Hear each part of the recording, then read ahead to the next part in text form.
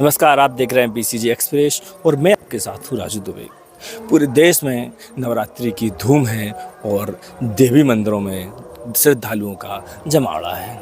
आप देख रहे होंगे कि चाहे देवी पंडालों की बात करें या देवी दर्शन करने के लिए आने वाले स्थानों की बात करें, हम जहाँ देखो वहाँ श्रद्धालुओं की धूम है।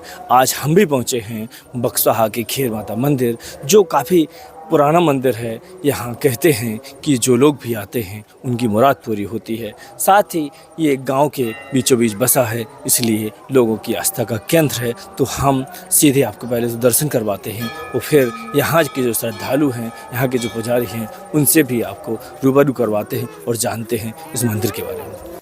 खीर माता का एक बेहद प्राचीन मंदिर है। कहा जाता है कि अंग्रेज़ों के ज़माने से इस मंदिर में पूजा अर्चना का प्रचलन चला आ रहा है, जो आज भी जारी है। कब से आप आ रहे हैं? ये लगभग 2001 जब मैं पढ़ता था तो मैं दोस्तों के साथ इस साइड घूमने को आया, तो यहाँ देखा कि छोटा सा मंदिर था, शुगर वगैरह लोगों का अतिक्रमण था। तो प्रशासन के सहयोग से, दोस्तों के सहयोग से पहले अतिक्रमण हटवाया यहाँ का।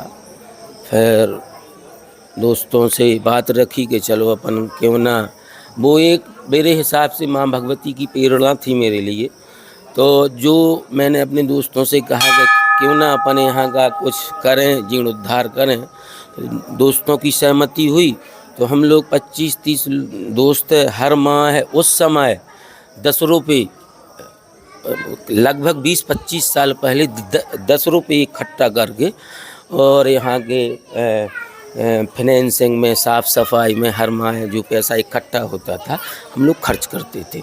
उसके बाद जब यहाँ तहसीलदार साहब के सहयोग से, टीआई के सहयोग से यहाँ का अतिक्रमण हटवाया, फिर हम लोगों ने सोचा क्यों न इस मंदिर को बड़ा रूप दें और यहाँ मूर्ति स्थापित करें। चूँकि ये हमें सुनने को मिला था कि ये बहुत प्राचीन मंदिर है, तो यहाँ पहले एक मूर्ति थी जो खंडित हो चुकी थी। तो हम लोगों ने फिर धीरे धीरे यहाँ का अतिक्रमण करके हटवा के तार फाइनेंसिंग करवाई। फिर एक समिति, जय मां शारदा युवा मंडल के नाम से एक समिति का नाम रखा और एक बैठने का एक वो बनाया कि यहाँ आके बैठेंगे। संजय जी, बीच में मैं आपको टोक रहा हूँ, क्योंकि ज़्यादातर मैंने देखा है कि जो भी धार्मिक स्थल हैं वहाँ अतिक्रमण का जो आपने बताया ना, वो हमेशा ये समस्या रही है। तो इसमें क्या क्या बाधाएं आई हटाने में? क्योंकि स्वाभाविक सी बात है, फिर तो आपको लोगों से लड़ना होगा। मैं आपको बता लूँ, जब यहाँ अतिक्रमण था, अभी भी अतिक्रमण है, लेकिन ठीक है, जो भी मैदान है पर्याप्त है। हमें तो ये लगता है अगर हमारे ऊपर कार्रवाई होती उस समय, तो अभी तक मेरा 5 बार जिला बदल हो गया होता। लगभग मेरे को यह ज्ञात है कि कम से कम 50-55 रिपोर्टें हमारी हुई हैं और हर तरीके की रिपोर्टें हुई हैं। मारपीट की भी, चूँकि हुआ ऐसा कुछ नहीं, मारपीट की भी, उल्टे सीधे जो लांछन होते हैं उनकी भी। लेकिन माँ भगवती की कृपा ऐसी रही कि देखो, वो तो जगत जननी है, जानने वाली सब है। तो उनकी ऐसी कृपा रही कि जब वो अधिकारी यहाँ आते थे तो सत्यता सामने आती थी। तो उनकी कृपा से आज तक कोई कायम ही नहीं हुई। अपन चूँकि सब लोगों का ऐसा रहा कि जब कोई बाधा आती थी तो सभी दोस्त इकट्ठे हो गए, चाहे वो थाना हो चाहे तहसील हो, सब लोग वहाँ पहुँच जाते थे और लोगों का सहयोग रहता था। जो सत्यता थी वो सामने आती थी, तो फिर अधिकारी भी सपोर्ट करने लगे। वैसे भी लोग कहते हैं कि जब आप नियत और नीति अच्छी रख के काम करते हैं कोई भी, तो पूरी दुनिया साथ देती है। जी जी। फिर ये मंदिर का निर्माण कब से शुरू हुआ? और फिर ये 2001 में हम लोगों ने वो सामने वाला गेट बनवाया। उसके बाद लगभग 2001 से और 2006 के बीच में ये पहले ये इतना मंदिर है जो इसका निर्माण किया, लोगों से जन सहयोग किया। और हमें तो इस नगर ने और क्षेत्र के लोगों ने, हर वर्ग के लोगों ने जिससे जो कहा, किसी से गिट्टी, किसी से रेत, किसी से सीमेंट, किसी से मजदूरी के लिए राशि, सब लोगों ने दिया और सब लोगों ने सहयोग किया। फिर जब इस पूरे प्रांगण का निर्माण शुरू हुआ तो फिर कैसे शुरुआत हुई इसकी? ये फिर जब ये देखा कि इतना कंप्लीट हुआ, उसके बाद और लोगों की भीड़ बढ़ने लगी, संख्या बढ़ने लगी, तो संकीर्णता समझ में आई।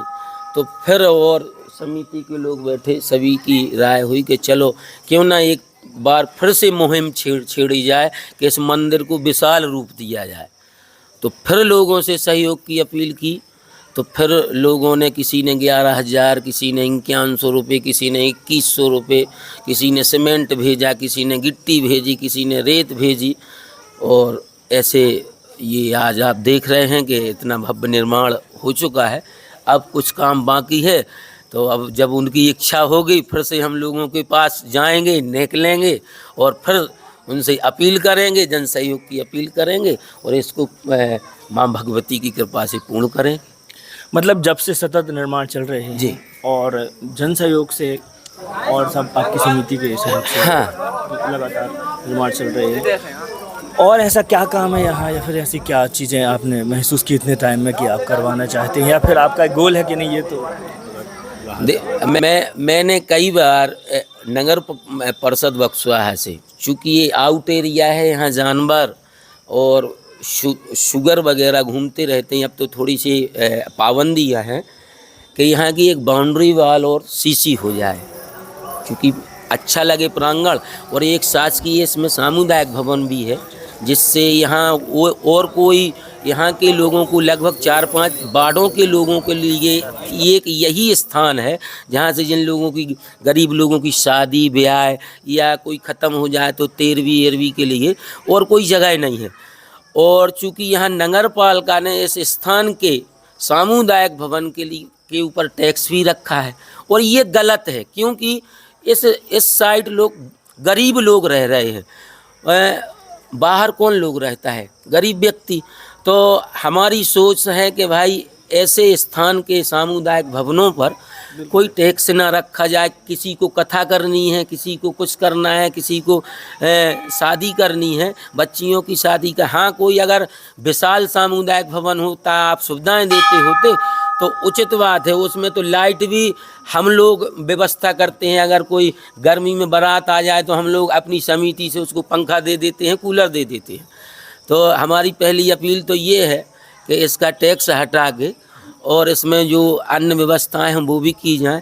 साथ साथ यहाँ अगर बाउंड्री वाल के लिए, मैंने सुना है, मैंने भी प्रयास किया था, और इस यहाँ के लिए परिषद में जब प्रशासनिक काल था तो लगभग 11 लाख 12 लाख रुपये यहाँ के लिए वो स्वीकृत हुए थे। उसका टेंडर भी हुआ था, टेंडर भी हो गया, लेकिन आज तक किन्हीं कारणवश आज तक ना तो बाउंड्री वाल का काम लगा है और ना यहाँ का सीसी का हुआ है। और अगर ये सब कुछ हो जाता तो सरकार पेड़ पौधे लगाने के लिए लाखों करोड़ों रुपए खर्च कर रहे, और अगर ये व्यवस्था यहाँ की हो जाती तो हम भी ये प्रयास करते, हमारी समिति भी प्रयास करती कि यहाँ सैकड़ों की तादाद में पेड़ लगाए जाते, हरा भरा दिखता और लोगों को शुद्ध हवा मिलती। लेकिन नगर परिषद अपने मन में क्या बनाए बैठे है, ये हमें भी कुछ समझ में नहीं आता कि हर जगह का विकास हो रहा है, लेकिन इस स्थान के प्रति क्या ईर्ष्या है, या हो सकता है मेरे से ईर्ष्या हो या इस स्थान के प्रति ईर्ष्या हो। लेकिन ऐसा नहीं होना चाहिए। धार्मिक स्थान है और स्थान किसी दल का नहीं होता, किसी व्यक्ति का नहीं होता, व्यक्ति विशेष नहीं होता। मैं तो यही कामना करता हूँ कि जिन लोगों की ऐसी सोच है, माँ भगवती उनको सद्बुद्धि दे और उनको समझाए कि ईश्वर ईश्वर होता है, ईश्वर सबका है, और हर स्थान का विकास होना चाहिए, वहाँ स्वच्छ होना चाहिए, सुंदर होना चाहिए। हमारे साथ एक और श्रद्धालु है, हमसे जानते हैं कि लगभग यहाँ कितने सालों से आ रही हैं और क्या परिवर्तन देखा गया। तो क्या नाम है? मैं लगभग 20 सालों से मंदिर आ रही हूँ लगातार, और परिवर्तन का ये है कि पहले यहाँ एक छोटी सी मड़िया हुआ करती थी, कुछ नहीं था, जिसमें लोग मूर्ति के अंदर पैसे डाल देते थे और कुछ लोग आते थे तो पैसे, मूर्ति फोड़ के पैसे निकाल लेते थे।